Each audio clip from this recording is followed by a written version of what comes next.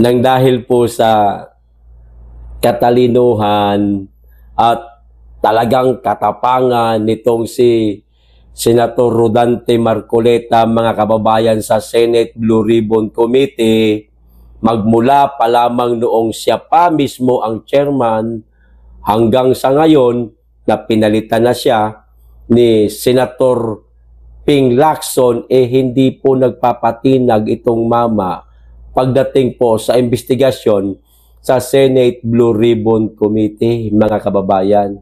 Yung tapang niya nananatili ho, hindi po natitinag. Kasi hudang meron siyang mga masagasaan dahil ang gusto niya lamang pong matumbok at malaman nating lahat, mga kababayan, kung sino talaga ang pinaka-mastermind o ang pinakaulo, mga kababayan, nitong napakalalang korupsyon na po na nangyayari sa ating bansa. Ayan na nga, di ba? Nagkakasagutan na nga sila ni Ping Lacson, ni Tito Soto. Wala siyang pakialam. Tuloy-tuloy lang, mga kababayan. Wala kayong pakialam sa akin. Parang ganun ba? Basta ako, sasagasaan ko lahat. Parang ganun ang datingan, mga kababayan. Ganyan magtrabaho ang isang Senator Rodante Marcoleta na ngayon ay pinag-iinitan na kasama ang palad, mga kababayan, maging ang kanyang asawa na si Madam Edna Marcoleta ay pinag-iinitan na rin, mga kababayan. Ito ho, ibinalita po ng bilyonaryo, mga kababayan, na di umano sangkot si Madam Edna Marcoleta na para bagang parang merong malalim na relasyon itong si Madam Edna Marcoleta dito sa mga diskaya. Ganun talaga sa bansa natin, mga kababayan, di ba? No? Kahit na sinong politiko na merong sigasig magtrabaho, tapang, yung totoong trabaho talaga, dinadamay yung mga mahal sa buhay. Para nga naman matahimik, hawakan sa liig para kontrolado na. Para nga naman matahimik na kasi dinadamay na ang pamilya. Na eto na nga ang nangyayari ngayon sa asawa ni Senator Rodante Marcoleta. Pero, mga kababayan, hindi rin po nagpatinag ang anak ni Senator Rodante Marcoleta, itong si Congressman Paulo Marcoleta, mga kababayan. Sinagot niya po itong ibinalita po ng bilyonaryo. Ito ho ang video, panoorin po natin, himay-himayin din po natin, mga kababayan. Pagkatapos nito, yung mismong sinabi na po mismo ni Congressman Paulo Marcoleta dito sa bilyonaryo, na para bagang kulang-kulang na lang sabihin fake news naman kayo Mali naman yung inyong mga balita Parang ganun lang, mga kababayan. Ito na po yung video. Simulan na po nating himay-himayin, mga kababayan. Isusunod ko po yung mismong sinabi ni Congressman Paulo Marcoleta. Ito na. Nabisto ang koneksyon ng asawa ni Senador Rodante Marcoleta sa insurance company ng mag-asawang Curly at Sara Diskaya. Nabisto daw ang koneksyon ng asawa ni Senator Rodante Marcoleta sa insurance company ng mga Diskaya. Di ba? Ano gustong palabasin nila? Merong malalim na relasyon? Merong matagal na magkaibigan? O business partner? Parang ganun ba, mga kababayan? Nagtatanong lang po ako Hindi po ako nagpaparatang. Ituloy natin. Ang naturang insurance agency, kabilang pa sa top 10 insurance company sa bansa. Narito ang Agenda Weekend Report ni Hannity. Konektado ang asawa ni Senator Rodante Marcoleta sa mga insurance na ginamit ng mga diskaya. Batay sa notarized acknowledgement na nakalap ng Bilyonaryo News Channel, personal na humarap noong 2022 ang kontratistang si Sara Diskaya at ang regional manager ng Stronghold Insurance para sa isang bond obligation ng kumpanya. Tignan niyo po mga kababayan kung gaano po karami ang ilalabas ng bilyonaryo na mga dokumento na yan mga kababayan na di umano yung nagsasabing sangkot ang asawa ni Senator Rodante Marcoleta. Ito. Mismo sa Board of Directors ng Stronghold Insurance si Mrs. Edna Marcoleta, asawa ng senador. Sa 2025 committee composition ng kumpanya, chairman siya ng audit committee, miyembro ng corporate governance at related party transactions. Kabilang din si Edna Marcoleta sa 2023 Board of Directors ng Milestone Guarantee and Assurance Corporation. Elected siya bilang non-executive director noong 2016. Nakalagay din sa records ng kumpanya ang kanyang affiliation sa Congressional Spouses Foundation Incorporated noon. Kita nyo na! Simula pa lang yan, mga kababayan. Ganyan di umano nila nabisto. Kanila yan eh. Balita nila yan, mga kababayan. Karapatan nila yan na ibalita. Kung yan ba mga ibinigay sa kanila, kung ito ba sila mismo ang nag-research, hindi natin alam, mga kababayan, balita nila yan. Hayaan natin sila. Mamaya, malalaman natin ang katotohanan sa mga sinabi nga ni Congressman Paulo Marcoleta. O tuloy. Panahong kongresista pa si Marcoleta sa Sagip Party List. Ang Milestone Guarantee and Assurance Corporation ang naglabas ng retention money bond noong 2024 na nagkakahalaga ng 19.29 million para sa elite general contractor, kumpanya ng mga diskaya. Ang bond ay kaugnay ng flood mitigation maintenance at construction ng road dike sa mag-asawang Tubig River, Sitio Dique sa Nauhan Oriental, Mindoro na may kabuang halaga ng 192.9 million. Grabe, no? Ang parehong project ang pinuntahan ng team ni Senate President Pro Tempore Panfilo Lacson na completed naman sa DPWH website pero wala namang makikita on the ground. Nasaan ang halos 193 million na pondo sa Sitio Dique 2024? Eksaktong lokasyon na aming pinuntahan sapagkat consistent ito sa coordinates na nakalathala sa DPWH at sa sumbong sa Pangulo website. Ayan. Guni-guni o guni-guni? Ayan. Ang bayan ng Nauhan Oriental, Mindoro ang isa sa mga kinall-out ni Lacson dahil sa laki ng pondo sa flood control pero laging binabaha. May ilan pang di umano'y Agila projects sa Nauhan na galing sa congressional insertions. Ang Agila ang isa sa initiatives ni Oriental Mindoro Representative Arnan Panaligan. Nahugot daw ang mga ito sa unprogrammed funds na hindi naman dapat madaling ma-access ng mga kongresista. Kung saan may multimillion projects, dumadapo ang Agila. Pero lubog pa rin sa baha ang nadadapuan ng Agila. Una nang itinanggi ni Panaligan ang involvement sa mga implementasyon sa maanumalyang proyekto sa lalawigan. Spotted si Panaligan noong 2024 sa isang ribbon-cutting ceremony ng Stronghold Insurance sa Mindoro kung saan nag-expand ang kanilang branch. Matatanda ang nagtalo na noon sina Lacson at Marcoleta hinggil sa Diskaya couple. Yan na, mga kababayan. Diyan nagsimula ang pagtatalo ni Marcoleta at ni Lacson.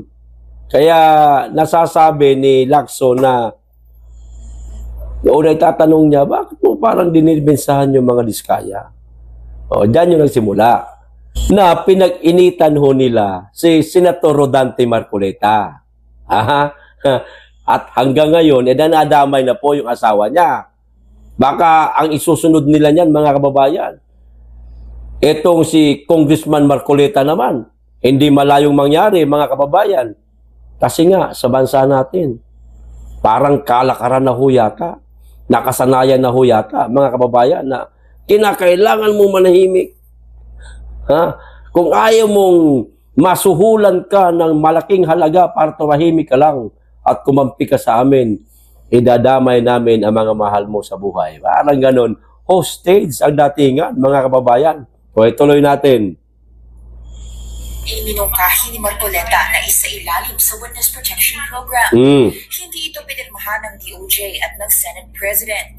Why are so protective of this guy? Why are so protective? I am not protecting them. Mabuti sinabi mo yan, Mr. Chair. Pwede ba natin i-record ito? Sa kasalukuyan, no comment si Senador Marcoleta sa tanong kung may conflict of interest ba sa involvement ng kanyang asawa. Sa ngayon, revoked na ang lisensya ng mga kumpanya ng Vizcayas. Protected witnesses sila at under evaluation ang paghiling na maging state witnesses. Para sa Agenda Weekend, Hannah Tia, Billionaire News Channel. Ayan. So, ayan na yan, mga kababayan. Yan po ang balita ng bilyonaryo ngayon. Ito na ho, mga kababayan, ang naging sagot dito sa balita ng bilyonaryo magmula po sa anak mismo ni Senator Rodante Marcoleta na si Paulo Henry Marcoleta. O ito ho ang sabi niya. Kayo ang Bistado Bilyonaryo News Channel. Bistadong-bistado ang bias nyo.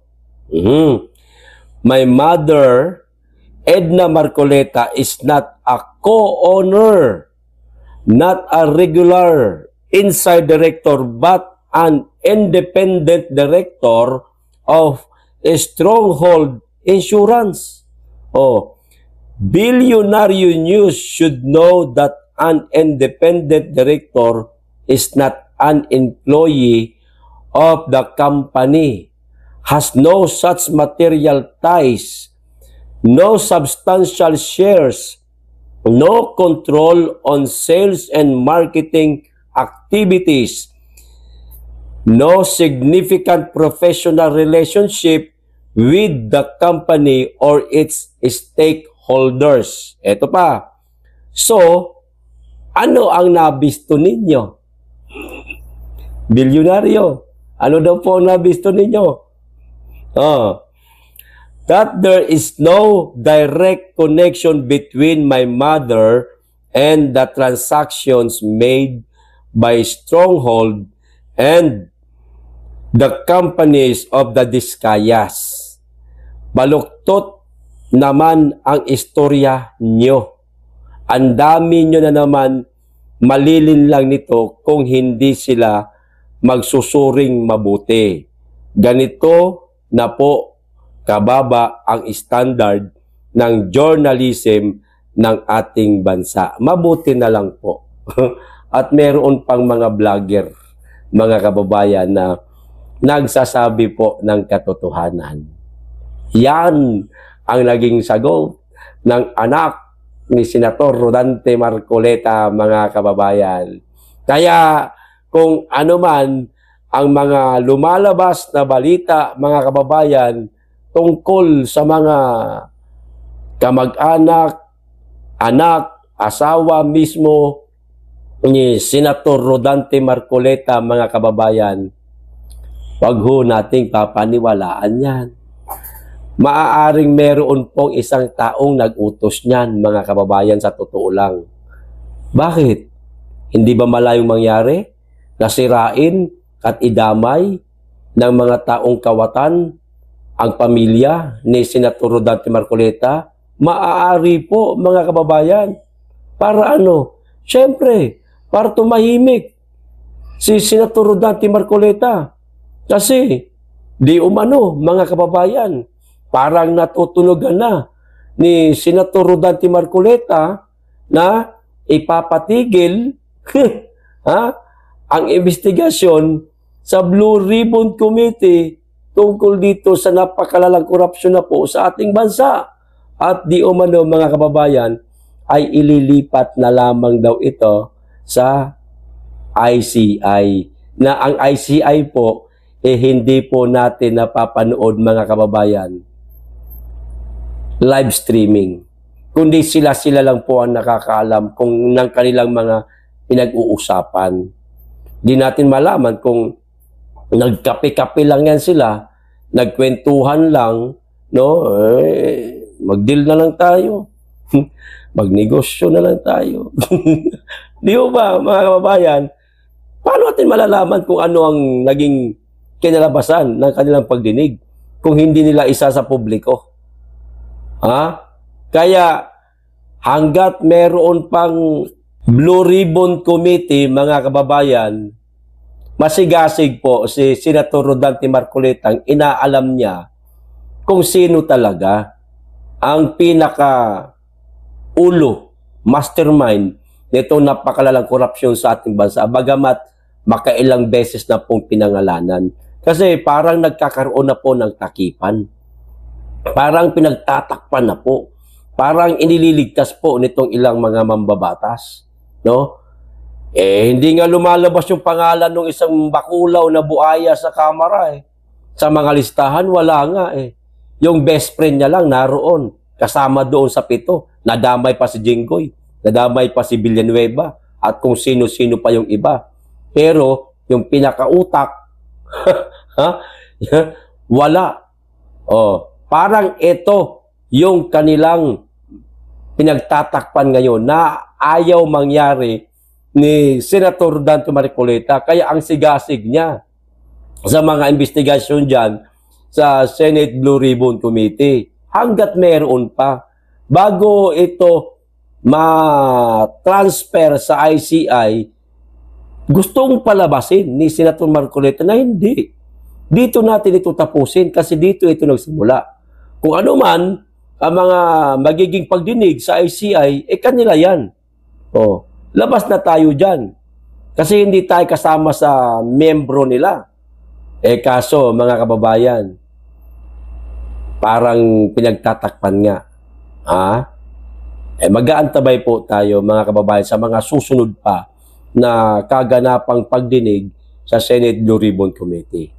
At least ngayon, nalaman po natin ang totoong kasagutan at totoong tawag nito posisyon ng asawa ni Senator Rodante Marcoleta na malayo ito at hindi ito isa sa may-ari nitong itong insurance na nabanggit kanina sa balita. Malinis ang asawa ni Senator Rodante Marcoleta. Wala siyang malalim na relasyon sa mga diskaya, no? Kundi siya independent na director, mga kababayan. At hindi siya director sa mga insurance company ng mga diskayas. Okay? Hanggang dito lang po. Maraming salamat. Mag-iingat kayo lagi at higit sa lahat, mahalin po natin ang Pilipinas.